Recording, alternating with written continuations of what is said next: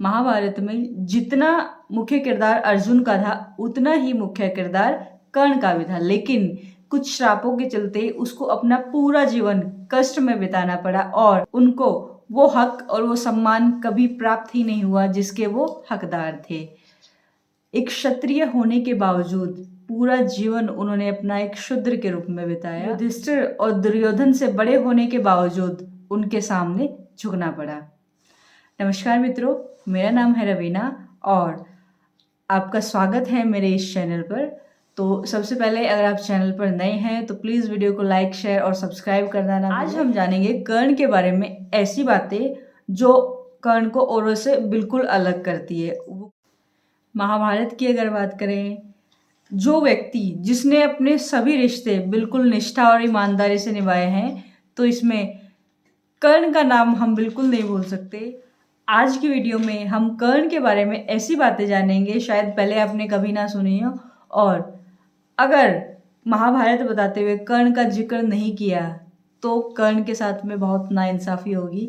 वो एक ऐसा किरदार था जो हर श्रोता और देखने वाले के मन में एक अमिट छाप छोड़ गया। चलिए वीडियो में आगे बढ़ते हैं और आपको बताती हूँ मैं कर्ण के बारे में ऐसी बातें जो शायद पहले आपने नहीं सुनी हो। तो चलिए शुरू करते हैं। सबसे पहले हम जानते हैं कर्ण के जन्म के बारे में।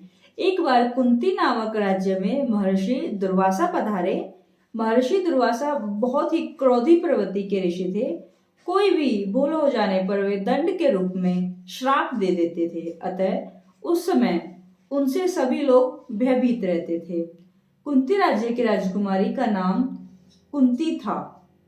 कुंती राजकुमारी बहुत ही शांत, सरल और विनम्र स्वभाव की थी। अपने राज्य में महर्षि दुर्वासा का आगमन का समाचार सुनकर राजकुमारी कुंती ने उनके स्वागत, सत्कार और सेवा का निश्चय किया और मन, वचन और कर्म से इस कार्य में जुट गए।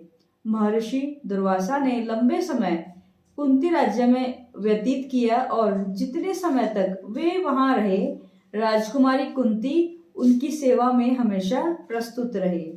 उनकी सेवा भावना से महर्षि दुर्वासा बहुत प्रसन्न हुए और उन्होंने कुंती को वरदान के रूप में एक मंत्र दिया और कहा कि वे जिस भी देवता का नाम लेकर इस मंत्र का जाप करेंगी उन्हें पुत्र की प्राप्ति होगी और उस पुत्र में उस देवता के ही गुण विद्यमान होंगे। इसके बाद महर्षि दुर्वासा कुंती राज्य से प्रस्थान कर गए। पुराणों के अनुसार महर्षि दुर्वासा के पास भविष्य देखने की शक्ति थी और वे जान गए थे कि राजकुमारी कुंती का विवाह कुरुकुल के महाराज पांडु से होगा और एक ऋषि से मिले श्राप के कारण वे कभी पिता नहीं बन पाएंगे। इसी भविष्य की घटना को ध्यान में रखते हुए महर्षि दुर्वासा ने राजकुमारी कुंती को इस प्रकार मंत्रोच्चारण द्वारा पुत्र प्राप्ति का वरदान दिया ताकि वे कुरुकुल को उसका उत्तराधिकारी दे सकें। जिस समय महर्षि दुर्वासा ने राजकुमारी कुंती को यह वरदान दिया था उस समय उनकी आयु अधिक नहीं थी और इस कारण वे इतनी समझदार भी नहीं थी, अतः उन्होंने महर्षि दुर्वासा द्वारा प्राप्त वरदान का परीक्षण करना चाहा और उन्होंने भगवान सूर्य का नाम लेकर मंत्र का उच्चारण प्रारंभ किया और कुछ ही क्षणों में एक बालक राजकुमारी कुंती की गोद में प्रकट हो गया। और जैसा कि ऋषिवर ने वरदान दिया था कि इस प्रकार जन्म लेने वाले पुत्र में उस देवता के गुण विद्यमान होंगे, यह बालक भी भगवान सूर्य के समान तेज लेकर उत्पन्न हुआ था। इस प्रकार बालक कर्ण का जन्म हुआ और कर्ण की माता कुंती और पिता भगवान सूर्यदेव थे। राजकुमारी कुंती द्वारा कर्ण का त्याग करने का निर्णय। जिस समय कर्ण का जन्म हुआ उस समय राजकुमारी कुंती अविवाहित थी और बिना विवाह के पुत्र होने के कारण वे राज्य में अपने पिता की, अपने संपूर्ण परिवार और राज्य की प्रतिष्ठा और सम्मान के प्रति चिंतित हो गई और भगवान सूर्य से इस प्रकार उत्पन्न हुए पुत्र को वापस लेने की प्रार्थना करने लगी और साथ में अपनी पवित्रता को लेकर भी चिंतित हो गई। तब भगवान सूर्य ने उन्हें आश्वासन दिया कि इस पुत्र के जन्म से उसकी पवित्रता को कोई क्षति नहीं पहुंची, क्योंकि भगवान सूर्य इस पुत्र के जैविक पिता नहीं हैं, परंतु वे इस पुत्र को वापस नहीं ले सकते थे, क्योंकि वे महर्षि दुर्वासा द्वारा दिए गए वरदान से बंधे हुए थे और वरदान को पूरा करने हेतु विवश भी थे। इस स्थिति में राजकुमारी कुंती ने लोक लाज के कारण पुत्र का त्याग करने का निर्णय लिया, परंतु वे अपने पुत्र प्रेम के कारण उसकी सुरक्षा हेतु चिंतित थी। इस कारण उन्होंने भगवान सूर्य से अपने पुत्र की रक्षा की प्रार्थना की। तब भगवान सूर्य ने अपने पुत्र की सुरक्षा के लिए उनके शरीर पर अभेद्य कवच और कानों में कुंडल प्रदान किए, जो इस बालक के शरीर का ही हिस्सा थे। इन्हीं कुंडलों के कारण इस बालक का नाम कर्ण रखा गया। जब राजकुमारी कुंती अपने पुत्र कर्ण की सुरक्षा के प्रति आश्वस्त हो गई, तब उन्होंने बड़े ही दुख के साथ इस प्रकार जन्मे अपने नवजात बालक को एक टोकरी में रखकर गंगा नदी में बहा दिया। इस प्रकार बहते बहते यह हस्तिनापुर नगरी पहुंच गया और इस प्रकार अधिरथ नामक एक व्यक्ति को नदी में टोकरी बहकर आता हुआ बालक दिखाई दिया और इस व्यक्ति ने इस बालक को अपने पुत्र के रूप में अपनाया। यह व्यक्ति हस्तिनापुर के महाराजा धृतराष्ट्र का सारथी था। अधिरथ और उसकी पत्नी राधा ने बड़े ही स्नेह के साथ इस बालक को अपनाया और अपने पुत्र के रूप में इस बालक का पालन पोषण किया। कर्ण अंग देश के राजा थे, इस कारण उन्हें अंगराज के नाम से भी जाना जाता है। आज जिसे भागलपुर और मुंगेर कहा जाता है, महाभारत काल में वह अंगराज्य हुआ करता था। कर्ण बहुत ही महान योद्धा थे। उनकी वीरता का गुणगान स्वयं श्री भगवान कृष्ण जी और पितामह भीष्म ने कई बार किया है। कर्ण ही इकलौते ऐसे योद्धा थे जिनमें परमवीर पांडु पुत्र अर्जुन को हराने की क्षमता थी। अगर ये कहा जाए कि वे अर्जुन से भी बढ़कर योद्धा थे, तो इसमें कोई अतिशयोक्ति नहीं होगी, क्योंकि इतनी शक्ति होते हुए भी अर्जुन को कर्ण का वध करते समय अनीति का प्रयोग करना पड़ा। अर्जुन ने कर्ण का वध उस समय किया जब कर्ण के रथ का पहिया भूमि में धंस गया था और वे उसे निकाल रहे थे। उस समय वे निहत्थे थे। कर्ण दुर्योधन की मुलाकात द्रोणाचार्य द्वारा आयोजित एक कार्यक्रम में हुई थी। यहाँ सभी धनुर्वी अपने गुण दिखाते हैं। इन सब में अर्जुन श्रेष्ठ रहता है, लेकिन कर्ण उसे सामने से ललकारता था। तब दुर्योधन ये देख मौके का फायदा उठाता है। उसे पता था कि अर्जुन के आगे कोई भी नहीं खड़ा हो सकता। तब वो कर्ण को अंग देश का राजा बना देता है, जिससे वो अर्जुन के साथ युद्ध करने योग्य हो जाता है। कर्ण इस बात के लिए दुर्योधन का धन्यवाद करता है और उससे पूछता है कि वो इस बात का ऋण कैसे चुकाए। तब दुर्योधन उसे बोलता है कि वो जीवन भर उसकी दोस्ती चाहता है। इसके बाद वो दोनों पक्के मित्र बन जाते हैं। कुरुक्षेत्र का युद्ध शुरू होने से पहले श्री कृष्ण कर्ण को बताते हैं कि वो पांडव से भी बड़ा है, जिससे वो राज्य का सही उत्तराधिकारी है, युधिष्ठिर नहीं। कृष्ण बताते हैं कि वो कुंती और सूर्य का पुत्र है। कृष्ण उसे पांडव का साथ देने को बोलते हैं, लेकिन दुर्योधन से सच्ची दोस्ती व वफादारी के चलते कर्ण इस बात से इनकार कर देता है।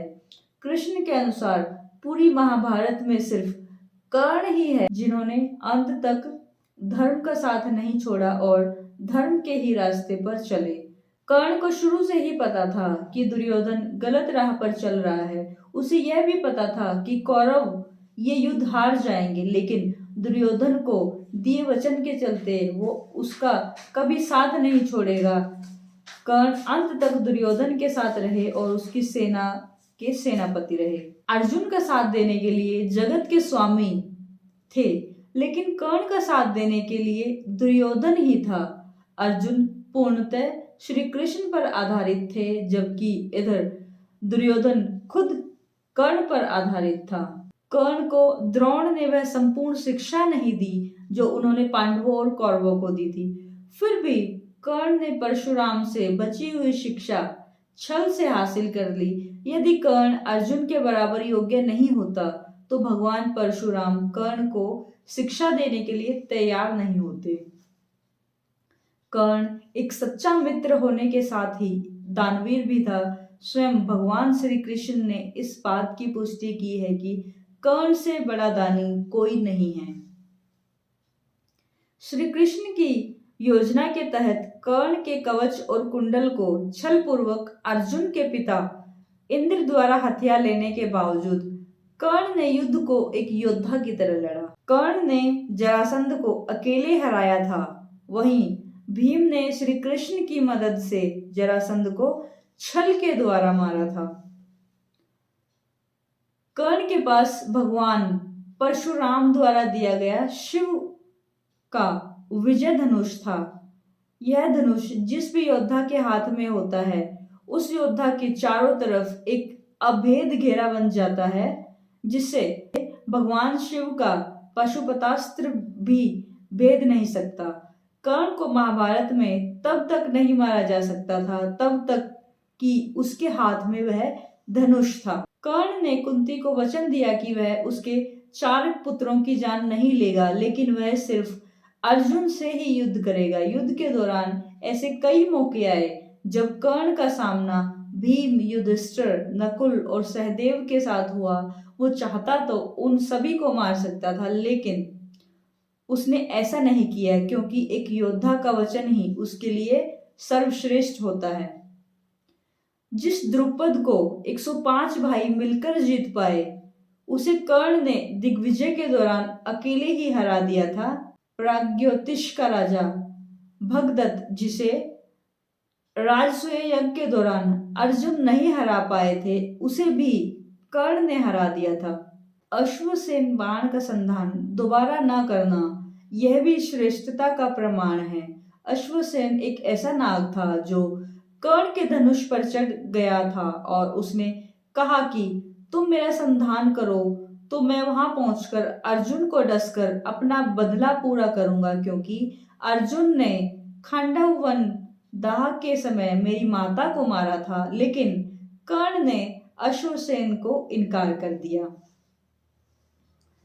जब श्री कृष्ण ने कर्ण को यह बताया कि तुम पांडवों के सबसे बड़े भाई हो, तो कर्ण ने कहा कि हे कृष्ण, मेरी मृत्यु तक पांडवों को यह बात मत बताना कि मैं उनका बड़ा भाई हूं।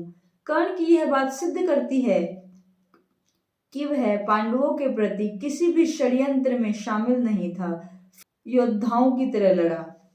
महाभारत के एक प्रसंगानुसार जब कर्ण के बाणों के प्रहार से अर्जुन का रथ कुछ इंच पीछे चला जाता था और कृष्ण उसकी प्रशंसा करते, तब अर्जुन कहता कि मेरे बाणों से कर्ण का रथ कई गज पीछे चला गया, तब आपने मेरी प्रशंसा नहीं की। अर्जुन की इस बात पर भगवान श्री कृष्ण कहते हैं कि कर्ण के रथ पर कर्ण और महाराज शल्य बैठे हैं, परंतु तुम्हारे रथ पर मैं यानी भगवान नारायण और महावीर हनुमान बैठे हैं। तब भी कर्ण ने तुम्हारे रथ को पीछे धकेल दिया। सोचो, यदि महावीर हनुमान नहीं होते तो क्या होता। इन सब बातों से प्रमाणित होता है कि महाभारत में अर्जुन सर्वश्रेष्ठ योद्धाओं में से एक था। अगर आपको वीडियो अच्छी लगी है तो प्लीज़ वीडियो को लाइक, शेयर और सब्सक्राइब करना ना भूलें। वीडियो में अंत तक बने रहने के लिए हृदय की गहराई से धन्यवाद। आपका दिन शुभ हो।